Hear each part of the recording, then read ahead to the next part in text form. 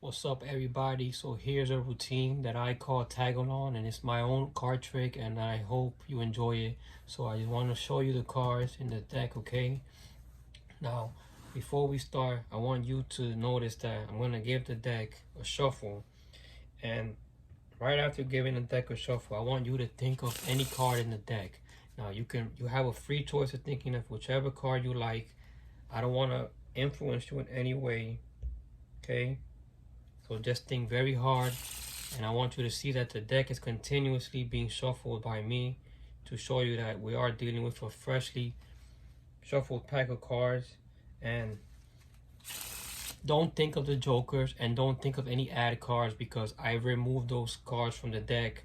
So now let's say, for example, the spectator thought of the 9 of diamonds. So I'm gonna cut the cards.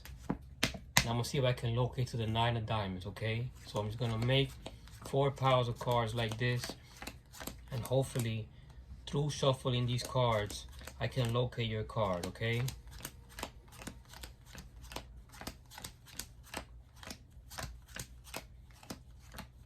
And you said the 9 of diamonds, right? And then look, the 9 of diamonds is right there.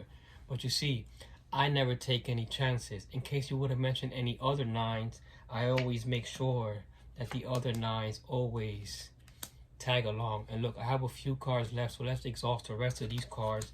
Now, I want to tell you a personal story. When I first got into Magic, my dream was to control 1 card, and then eventually to control 4 cards. And now I was able to control all 4. But my ultimate dream was to not just control 4 cards, but to control the entire deck. And you saw me shuffle these cards, but what I don't understand is how I was able to find all the clubs on one side, all the hearts, all the spades, and of course all the diamonds. And if you look even closer, between the 8 and the 10, the 8 and the 10 of all 4 suits is your selection, the 9s.